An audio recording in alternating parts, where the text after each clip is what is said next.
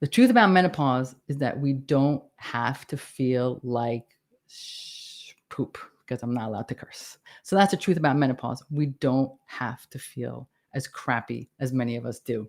Now, obviously, we're going to get old and obviously our hormones are going to change, but we don't have to feel old. Part of aging, of course, has to do with hormones, and it happens slowly and we barely notice. And then one day we just wake up feeling older, right? I think many of you will resonate with that. Like, ever since I turned 50 or whatever your number is, you just suddenly feel older. You feel tired, you feel weak, you feel old. Maybe you feel more depressed and moody. And here's the thing, you turn around to your friends who are around your age group and they're feeling about the same thing. They're complaining about the same thing. So then you start thinking to yourself, well, this must be normal because everyone's feeling this way. So I'm here to tell you that these symptoms are common, but they're not normal. It doesn't mean you have to accept them. And getting your hormones in balance is the key to aging well. So today we're going to talk about balancing your hormones, what you need to know about your hormones, and what you need to know before considering any hormone replacement therapy. And if you are listening to me on the podcast, as one of my patients told me, she says she listens to me when she's mowing the lawn. So if you are currently mowing the lawn, hi to you. So of course my hair is still fabulous, and today I'm wearing a black shirt and always the stethoscope that my wife bought me. Thank you, Gina. If you don't know who I am, my name is E, Dr. Efrat Lamondre. Everybody calls me E or Dr. E. And I invented the new method where we empower people to realize that their symptoms are not in their head. And let's start talking about menopause. Let's, of course, give a definition. I'm going to try so hard to get my captions right this time because you know I mess it up every week. So some definitions. What does that mean? So typically a woman goes into menopause somewhere between 45 and 55. There is, of course, some variations. And menopause basically means that you counted 12 full months without your period. And that's important because sometimes you can skip 3 months and 4 months, but 12 full months is menopause. But the years prior to menopause is called perimenopause. And that could be 6 years, it could be 13 years. Everyone's a little bit different, but those are the years before, and they are a little tricky sometimes in how you feel as well. Every woman is different, but I just wanted to let you know what those definitions mean because there's a lot of confusion there. Now, I know most of you are here. When you hear the word hormones, you're saying, okay, I'm ready for it. I'm ready for the sex talk. And I don't mean the sex talk, because hopefully you had that by this point, but the sex hormones talk. You want to hear about estrogen and progesterone and testosterone. And of course, we're going to talk about that. But when we talk about hormone balance, we actually don't start with the sex hormones. We have to talk about all the hormones in the body. We have to talk about all the major hormones. So I promise you, I'm going to get to the sex talk, the sex hormones, but it doesn't make sense to fix the sex hormones if your other hormones are out of whack. So fixing all of your hormones is super important. And I promise you, we're going to get to the sex hormones as well. So let's start.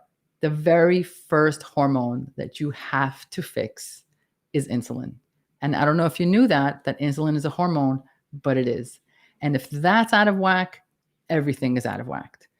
It messes up your sex hormones. It affects your testosterone levels. It affects something called sex hormone binding globulin. It just affects downstream all the sex hormones. So we have to fix it from above. And we're not going to get into the whole pathway of how it affects hormones, but it absolutely does. So basically, if you're diabetic or insulin resistant, you have to fix this first.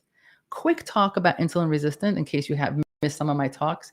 Insulin resistance happens years before you're diabetic. So if you're going every year to your doctor's office and they're like, you're not diabetic, you're not diabetic, you're not diabetic, that's great. That's awesome. But that doesn't mean you're not insulin resistant. And insulin resistance is really important. It's the years before diabetes. It's the body really kind of grappling with all the extra carbs that you have. And I did a whole talk about it on TikTok in one of my episodes. But it is an inflammatory state, and it means that your insulin is not balanced. So if you are here seeing me locally, I do this test on all of my patients. But if you don't have a way of getting tested for it, I'm just going to tell you this. If you know that your eating is a little bit off and maybe you have a few extra pounds, maybe you know your cholesterol is a little bit elevated, I'm going to tell you, you're very likely that you're already insulin resistant, even without the fancy test. So the first thing you have to do is fix that. And of course, if you're diabetic, we have to get that under control first before we even begin the sex hormones. So you want to clean this up first, lower your carbs, increase the movement, do all the classic things. By the way, side note, if we're already talking about nutrition for this age group, don't forget to add protein to your life to build muscle, because in this age group, this is a bit of a side note, but I want to mention it. In our age group, we have a tendency to lose muscle. And part of that is because we don't eat enough protein. So make sure as you're cleaning up your diet for insulin resistance, that protein is part of that conversation. So get your nutritional house in order first. Fixing your insulin levels is critical to balancing the rest of your hormones. That's going to bring us to the next hormone, which is your adrenals. And if you've been listening to me on TikTok or watching any of my videos, you know I talk a lot about adrenal fatigue. And adrenals, again, if we don't have the adrenals going, we don't have the rest of it going. During perimenopause and menopause, sometimes women will feel more irritable. You might notice you have trouble sleeping. You might feel more anxious. You might have a harder time calming down. For some women, it's a time for hot flashes. These are all symptoms that we associate with perimenopause and menopause, but a lot of it has to do with balancing our adrenal glands. So before we run for hormone replacement therapy, we have to fix your adrenals. So one of the jobs of the adrenals is to create cortisol. And again, if you watch my adrenal fatigue video, I explain all that. Now, this gets a little technical, but cortisol, if cortisol is on this side and your sex hormones are on this side, both of them start with cholesterol. So you have cholesterol, then it breaks down to something called pregnenolone, and then it makes a choice. Am I going to make a sex hormone or am I going to make cortisol? And if you're more stressed, more of that ingredient is going to go to make cortisol and to deal with your stress. So you can see that fixing your adrenals and managing your stress has a huge effect on your sex hormones. So that is the first thing that has to be fixed before we talk about progesterone, estrogen, and testosterone. Super important that we get our adrenal house in order. And adrenal fatigue, the symptoms of adrenal fatigue, which I've talked about, actually sound like hormonal issues, like perimenopausal issues, the fatigue, the weight gain, the brain fog, the aches and pains. That's not necessarily a sex hormone talk. Those are all symptoms of adrenal fatigue. So again, we want to fix that before we move on. And then next, you want to fix your thyroid. That is super important. You want to fix your thyroid. Again, if we don't fix that, we can't fix the rest of it. And I've said it once and I've said it a million times. TSH alone is not enough of a test. You cannot use a TSH alone. So if you're going for your annual and your doc, who's very well-meaning, is just running your TSH, it is not giving you the full picture of your thyroid. Because you might say to me, my thyroid's fine. E, why are you even talking to me about it? I'm here for the menopause talk. Why are you talking to me about thyroid? Because you may not know that you have a thyroid issue cooking if the only thing you're testing is TSH. TSH is just one hormone, thyroid stimulating hormone. You have T4, you have T3, you have reverse T3. So all of those have to be tested. And you must test for antibodies, because antibodies to thyroid, you can have antibodies to thyroid years before you actually have a thyroid issue. So antibodies, I read this somewhere where they called antibodies to thyroid your check engine light before there's an issue. Okay. So if you have antibodies to thyroid, it's a check engine light letting you know, hey, you're going to have a thyroid issue coming up soon, and let's start fixing it now. So super important that you get on top of it and figure out if you have an issue, and if you do, fix it. Supplements, lifestyle. So again, what I'm saying is you might be walking around feeling fatigued, gaining weight, depressed, thinking that it's all perimenopause or menopause, when in fact you might be walking around with a thyroid issue. So we want to fix that first. Okay, I think I made my point. And you might be saying, all right, E, I'm in. I'm already like a few minutes into this. I got it. I need to fix my insulin levels. I'm working on my adrenals. My thyroid is optimized. I'm eating right. I'm sleeping right. I'm taking the right supplements. Now, can we please get to the hormones that we know about, the sex hormones? And the answer is, of course. Now we're ready. So we're going to talk about hormone replacement therapy, right? Because let's just say you fixed all those things, you're optimized, and you still have certain symptoms that you're thinking, well, maybe I should get hormone replacement therapy. This is the moment I want to give you a little bit of an education of what that means, hormone replacement therapy, and what's available out there, because not all of them are the same. Now, this is a short talk, so I'm obviously not going into it. I could talk about this for hours, but this is an overview. The first thing I want to tell you about is the difference between HRT, which is hormone replacement therapy, and BHRT, which is bioidentical hormone replacement therapy. And I think just by the name alone, you probably already know which one I'm leaning towards. Hormone replacement therapy, HRT. Simply put, this is the stuff you don't want. Okay. Generally speaking, anything you've heard about negatively about hormone replacement therapy is your classic HRT. I'm going to explain to you. So if you've heard about, bad outcomes or heart attacks or cancers, it's from HRT. Classically, a patient will go to the GYN and say, hey, I'm really suffering from hot flashes. And they will give you something called Premarin. Premarin, it's supposed to be estrogen, or Prempro, which is Premarin, supposed to be estrogen. I'll tell you what I mean by that. And Pro, which is supposed to be progesterone. So Premarin is actually estrogen made out of horse urine. Okay, it is not bioidentical to human estrogen. And Prempro is Premarin, horse urine, together with something called Provera, which is supposed to be like progesterone, but it isn't. Okay, that is what classic HRT looks like these days.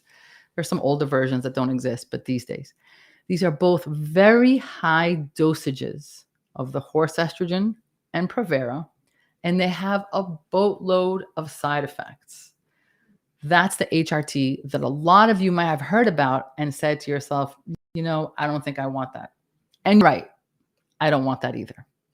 Then there's the world of BHRT, bioidentical hormone therapy, which is super important. If you're going to go down this road, you have to find someone who uses BHRT if you're considering replacements. They're still man-made. They're not naturally found. They're still man-made, but they're designed chemically, molecularly to look and act like human hormones, not horse hormones.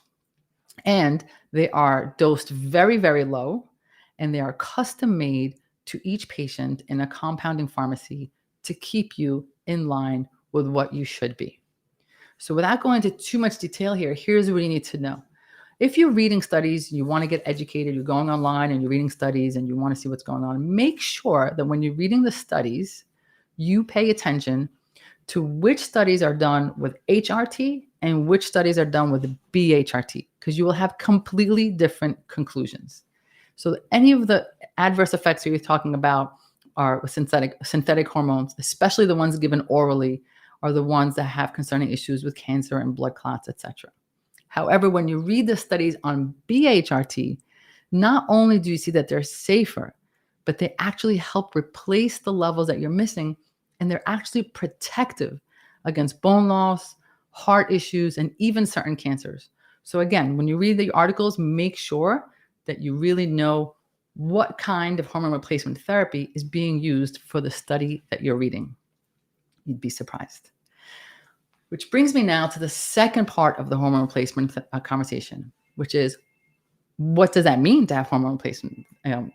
What does it mean? What do I do? Do I take it if I have symptoms? Do I just take it if I have hot flashes? When do I take it? So I'm of the school of thought that you be on BHRT for protective reasons, not just for symptoms. Again, assuming you've done all the work, making sure there's no contraindications, right? I'm not telling everyone to go out and get it. What I am saying is, if you're considering BHRT, it's not just for symptoms. It actually has a protective effect. So even if you're feeling amazing, it's something to consider because of its protection. And I'll explain to you what that means. Bioidentical hormone therapy is about giving back into the system what is missing to achieve a balance, so that even if you're stressed, if you have things going on, you still have this balance going on. It's about measuring and giving back to your identical levels. It's not overdosing. It's not giving you more than you need. Which brings me to the next point, which is, how do I know how much I need? How are you going to know how to dose me? Which is really important, because again, if you go to GYN, there's pretty much one dose. It comes in a pack. If you go to CVS to get your hormones, there's like 1 or 2 doses out there. That's it. It's not really custom tailored. But when it comes to BHRT, which if you're looking for a BHRT provider, what we do and what I recommend that you find if you don't work with us is someone that does saliva testing for hormones over blood testing. And that's a long conversation as to why, but you have Google and you'll see why. And you want to find someone who's then going to test your levels, which are going to be different than your neighbors. And then they're going to order specific creams and sometimes progesterone pills, but creams and pills specifically to the dosage that your body needs, which is going to be very different than your friends. Now, let's talk about one of the biggest myths in menopause. And one of the biggest myths is that menopause is about estrogen deficiency, right? Again, you go to the GYN, you say, I'm feeling some type of way, and they give you estrogen, they give you Premarin. So there's a conversation out there that after menopause, what happens is that our estrogen goes down, and that's the problem. If we just put the estrogen back in, everything will be fine. We're led to believe that the slightest symptoms, you run out, you go to GYN, they give you an estrogen replacement, and then you're all good. But the truth is that yes, estrogen levels, of course, decrease during menopause. However, it doesn't mean we have an estrogen deficiency, because at the same time, we're also losing progesterone. And progesterone and estrogen balance each other. So yes, estrogen goes down a little, but your progesterone goes down a lot. And now what happens is that you're actually in a state of estrogen dominance, not deficiency. So loading you up with more estrogen is not going to help. So there's supposed to be this balance. I'm just going to say it again, between estrogen and progesterone. And in menopause, progesterone goes down. Estrogen becomes dominant relative to progesterone. Yes, it's less than what it was pre-menopause, but relative to progesterone, it suddenly dominates. And now the symptoms that you're feeling is not from estrogen deficiency. It's from estrogen dominance. And that is the whole perimenopausal state. So by the time a woman actually gets to menopause, she usually has more estrogen than she needs, because this is classically the typical patient. There are some outliers, but if you have a little bit of excess body fat, which many of us do, that fat actually converts to estrogen. So you already have enough estrogen. And as I mentioned earlier, if you're stressed out, that means also progesterone goes low and you might have more estrogen from the stress. And we are constantly exposed to estrogen from the environment: pesticides, styrofoam, plastics, to-go containers that we microwave, receipt paper. So by the time we get to menopause, the likelihood that you're actually suffering from estrogen deficiency is pretty small. Now, there are some outliers in smaller, thinner women who lead a certain lifestyle. So sometimes it is an estrogen deficiency. But for most of us, it's an estrogen dominance issue. So again, going into your GYN and getting estrogen for it is not going to fix it. I hope it's clear by now that the symptoms of menopause is not an issue of too little estrogen, but too much of it. What's actually happening in menopause is that you're losing your progesterone, and you have to balance out the estrogen. Women with estrogen excess, or another way of looking at it, progesterone deficiency, will complain of, and tell me if this sounds familiar, breast tenderness, hot flashes, depression, anxiety, fatigue, weight gain, difficulty sleeping. Sound familiar? Yeah, those are all symptoms of estrogen excess, not deficiency. And if it wasn't enough that you're feeling a certain way, one of the reasons that as we get older, women are more likely to have like heart attacks and strokes is because of this estrogen dominance. So now we're at a higher risk for cancer. We're at a higher risk for blood clots. We're at a higher risk of osteoporosis and heart issues. all because of the estrogen dominance, not deficiency. So when a woman comes into GYN, says, I'm having hot flashes, and do you see now why giving Premarin is not going to work? Again, Premarin, read horse pee. And you might say, well, that's okay because my GYN didn't give me Premarin. My GYN thought about that and gave me Prempro, which is Premarin, and Provera because she thought about that. But I just want you to know that Provera is not a natural progesterone and it creates its own mess, and make sure you read about it. The bottom line is that neither of these pharmaceuticals are going to help your symptoms or decrease your risk of heart, bone, clotting issues. Okay.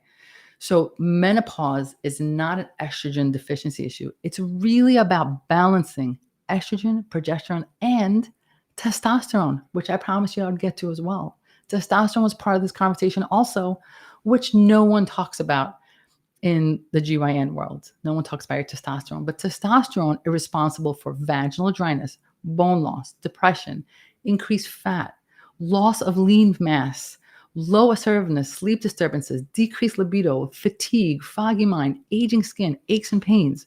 Sound familiar? That could be because your testosterone is low. Testosterone is important, not just for these symptoms, but again, it helps balance estrogen. Kind of progesterone helps balance estrogen. So does testosterone. And so it protects the bones. And it also, because it balances estrogen, it lowers your cardiovascular risk. So all of this is super important. I hope we're getting so far that this myth of estrogen deficiency, I know I said it a lot, but it's one that really resonates with me. So a quick recap. When we talk about hormone replacement therapy, first of all, it should be bioidentical and not horse urine. And by the way, when I say estrogen, I didn't get into it, but I would be remiss if I didn't tell you that there's not just one kind of estrogen. There's E1, there's E2, there's E3. I'm not going to get into it, but make sure you get the E2 and the E3 correctly. You have to, and testosterone and progesterone. Okay. It's not just estrogen. It's balancing all of it. So first thing you have to do is fix your insulin, fix your adrenals, fix your thyroid. Then you have to do a saliva test to determine what you actually need, because it's not one size fits all. Then you get someone who's going to compound it for you, either transdermally or sublingually. I'm not a huge fan of pellets because it's hard to dose and manage and change once they're under your skin. And this is how you get to correctly balance your hormones. And I know if this is a lot and I gave you a lot of information, you're always welcome to work with us. You can reach us on any platform at The New Method or at thenewmethod.com, everywhere except for Twitter because I talk too much. At the end of the day, reach us anywhere you want, private message us. We are going to answer wherever platform you come in from. But no matter what, I hope this helped so that you can become a game changer in your life because, say it with me now, you always knew there was a better way. I'll talk to you guys.